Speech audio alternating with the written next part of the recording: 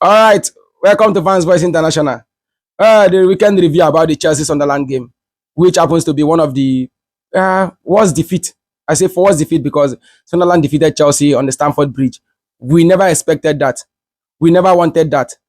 But quite all right. What are we going forward? What was the cause? The cause number one is fatigue. You've seen the fatigue hit teams playing in the World Club Cup. It's affecting Chelsea players, the young team, young squad, and also the players and the coach. They approach Premier League games as a Champions League game. It's not supposed to be like that. It's not supposed to be like that. You cannot approach a game same way. You might be winning the Champions League. Premier League is a different ball game, very physical league, and they are using the same mentality they use in the Champions League to beat Ajax, a one-man down team, to play in the Premier League. It's uncalled for. Sunderland was a well-equipped team, well-drilled, because in that game, Chelsea had 16 shots. Having a 16 shot and a 9 on target, what is happening? They could have converted those chances. Thirdly, we had a coach that could not make good changes. It is very hard for Maresca to read game and understand the room. He did things that Chelsea fans never expected. Garnacho was in the game, for crying out loud, and he was performing well. He had a goal to his name. We had the likes of Neto that had an assist to his name. Why taking Garnacho off in the 58 minutes? Allow him to play till 70 minutes. The changes was too horrible. Like, he had to rush these changes. It's not as if Sunderland came out to play that you're bringing Gittins in. It's not as if Sunderland came into play that you're changing, bringing in the likes of... Yes, we all know that Estavio is one of the players that had the most touches in the Champions League match. A Champions League match that Estavio had the most touches in the opponent box. That was shot one. This is Fulham, a full team. And you are bringing in Estavio ahead of Garnacho that is more experienced in the Premier League. Garnacho has played more Premier League matches than most of the players in Chelsea. And you left someone like McGui that just came into the Premier League in a full 70 minutes. You left someone like João Pedro that was not performing. Aside from the World Club Cup that he performed well and the first match in the season that he performed well, he has not been performing. João Pedro has been underperforming. Why keep him on the pitch? Why keep these boys on the pitch? João Pedro has played 9 matches without a goal. When is he going to score for Chelsea? It now looks as if the Jackson that we let go is performing more better than João Pedro. It now looks as if we made a mistake by letting Jackson go. It now looks as if it was a mistake by letting Madueke go. Does it mean that when Kopama is not around, no one can stand up and say, let me take this on? Yeah, sometimes you have the likes of Caicedo that said, yeah, I'm taking it on. I'm doing it by myself. But sometimes Caicedo is not Palmer. Caicedo can do his defensive duties, but scoring these goals is once in a while. We got punished because we could not score goals. Chelsea got punished because they could not score goals. I am saying it as a fan. I'm not saying it as a Chelsea fan. I'm saying it as a fan, a football lover. It was painful to watch because Chelsea had 596 passes in a game and failed to create a clear-cut chance in that match, aside from the ones Garnacho had. And imagine you're pulling your best player out of the game, a player that had 3 shots on target ahead of other attacking threats. For an attackers that were in the pitch that could not even muster a shot on target, like the likes of João Pedro and McGui. No shot on target in that game. Why were they left on the pitch? At the end of the day, the next person you saw you can change was Neto. Maresca, what is your problem? Do this right, for crying out loud. You did the same against Manchester United. What are you doing?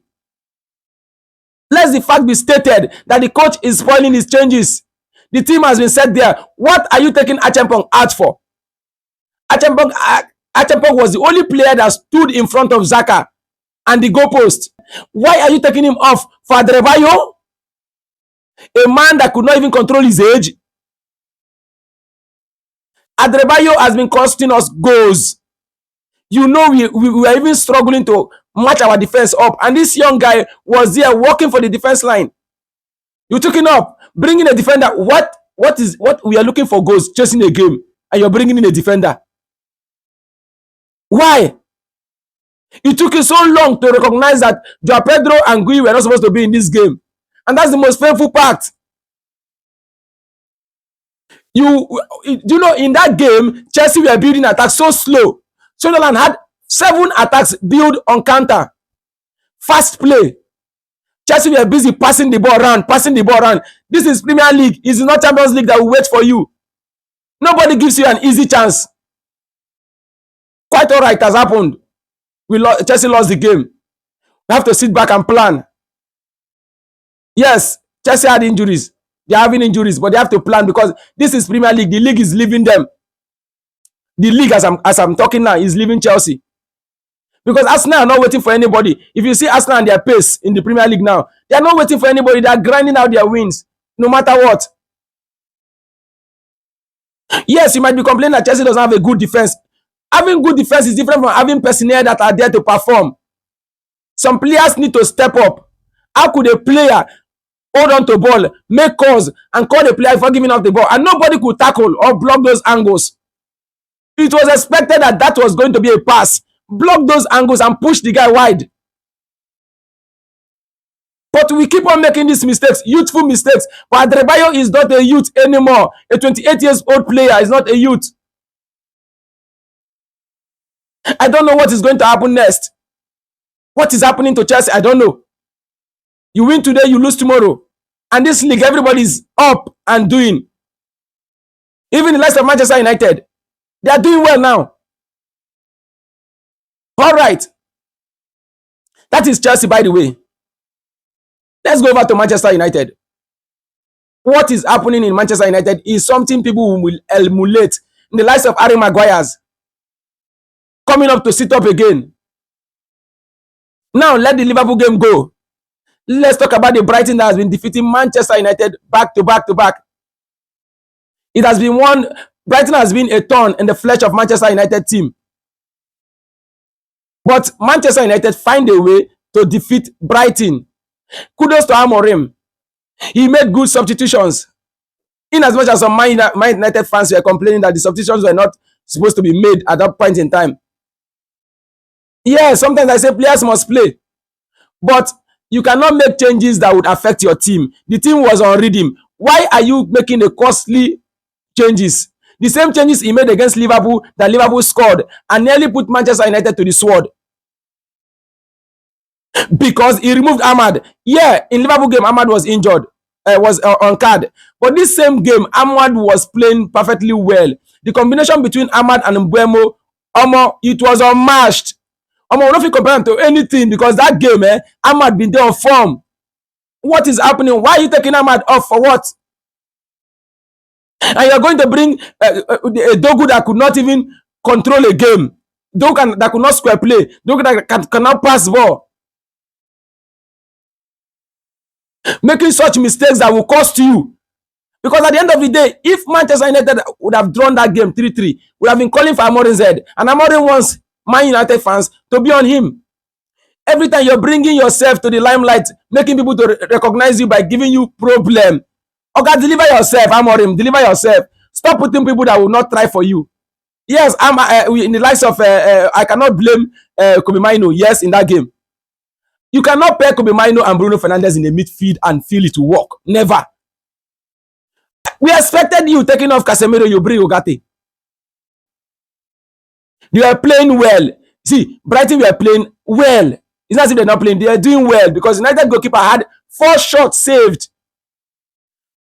Oh, God, my God, my God, my God. Kai, kudos to this goalkeeper. Do you know that they said one person can change a whole family?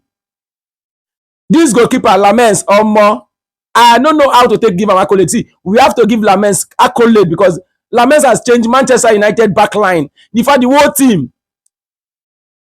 See, kudos to Christopher Bevel for recognizing such talent, and kudos to Amorim for trusting in him. Because most of United fans wanted Amorim to go for the likes of Donnarumma. And nearly United would have caught up with this Aston Villa goalkeeper that is leaking goals. Yeah, the goalkeeper was a world-class goalkeeper, but Oga 34 years compared to 23 years old child. This Lamens is so calm, like Courtois. Reflex, like Peter Cech and De Gea. He saves with legs and hand. This is the reincarnation of De Gea, Van der Sar, and Peter Schmeichel together. Because check how this guy controls the box like Peter Schmeichel. He's not scared of coming out to claim balls, high balls. Those are the things we were even scared of. This guy in the Premier League, he go fit come out come do am. But this guy is doing it like nothing. Anyways, be as it be, I must give kudos to the people that deserved it in Manchester United. Mbuemo. What a signing. The best in the league. So far, he's number 2 in terms of chance created. People were criticizing him because he hasn't scored in the past 2 matches. Omo, the guy, the fire. Now go see Kuna now. Kuna, what would you expect? Kuna has been playing well, but because the numbers were not there, the assist and goals were not there, nobody was saying anything about it. But this guy has been one of the best ball carriers in the Premier League. He has scored 7 goals from outside the 18. He's the top, in fact, he's the number 1 player that has scored more from outside the box, second to Bruno Fernandes. And we have both of them in Manchester United. Oga goals will come from anywhere.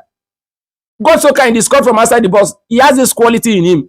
Everything that happened in Manchester United was because players failed to do what they were supposed to do, adhere to instructions, and be courageous to take the game to themselves. Yesterday was only game that Manchester United played like Amorim's team. They listened to instructions. Ask Mbeumo, he will tell you. They listened to instructions. They played according to the way the coach wanted them to play. Bruno Fernandes, kudos to him. He was not the Bruno Fernandes we used to know, running around the pitch, being over everywhere, wanting the ball at all time. Now we have players that, Bruno Fernandes said it last season that his own prayer is for people to come up and become man of the match, not all the time in Bruno Fernandes. He was looking for star players to come and replace him. And we had the likes of Kuna, we had the likes of Mbeumo. Kudos to Chesko. He did not score, but he had an assist. That is a good center forward play. To give that assist wasn't easy. And he played and he controlled the game very well. His own system was good. And the king of defense, Delete. We love you because Delete, now one kind low-key player when nobody don't give accolade to. Delete, they do things we will not even expect. Back to Amorim, I go still give you your accolade because your system has been wonderful. I felt like after speaking to the board and then getting that 3 years increase, Oga, you be coach because you identify the players, identify the team. Consistency passing through the back, all those back pass, those starting. Man, you know the carry ball come back again. Now play forward ever. We United are back. So some things need to be scared because as long as we see people playing, United are back. They are just 6 points behind us now. And for a team that people expected to be fighting relegation, Oga now they are doing far better than last season. And the team has been improving in terms of goal scoring, in terms of defensive ratio, in terms of tackles. They've been fighting up front. This is the kind of team United wanted to build. And mind you, people have been keeping their eyes off. So, round up the week, there are so many teams that performed very well. So many teams, the likes of Manchester City could not perform well. But Aston Villa did so well. Because the past 3 matches, they have won their past 3 matches. And they played against a team like that had the likes of Erling Haaland that has scored for the straight 12 games. And Haaland or more, today they stop you. They stop you because see, if one team is going to win the Premier League because of one player, it is Man City and because of Erling Haaland. Haaland has been on fire. And see, Man City are not playing well. That is why he showed in that game because with no Haaland, no City. No Haaland, no City. This is Fans Voice International. Here we come.